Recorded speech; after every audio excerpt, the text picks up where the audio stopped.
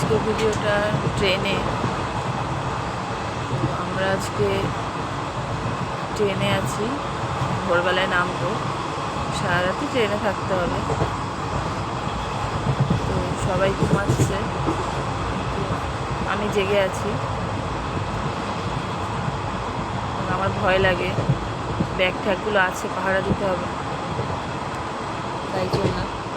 তো একটা কারণ আমি আজকে ভিডিওটা করছি, একটা জিনিস দেখাবো বলে। জিনিসটা হলো একটা পুরুষ মানে কতটা কষ্ট করে পরিবারের জন্য। তার পরিবার মানে যতদিন তার বিয়ে হয় না ততদিন তার মা বাবা, ভাই বোন, দিদি।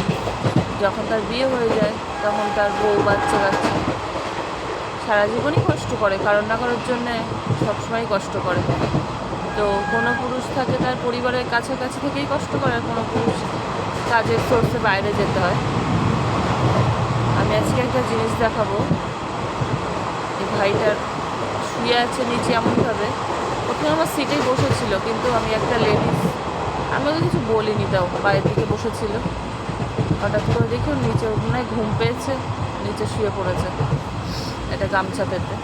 দেখো তোমরা, এই যে এই মহিলার জুতো, এইটা ওর মাথার কাছে।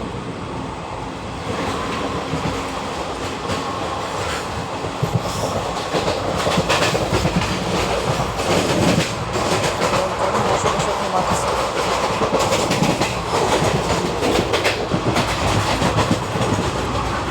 আমি এটা দেখছি আর ভাবছি পুরুষ কতটা কষ্ট করে পরিবারের জন্য,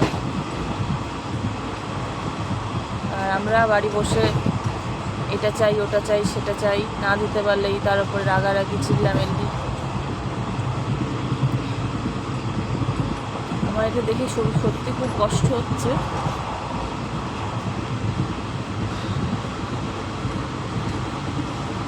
আর কিছু বলতে পারছি না।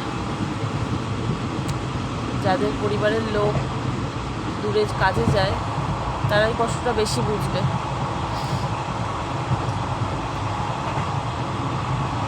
এখন 1:45 বাজে, আমি জানলার ধারে বসে আছি।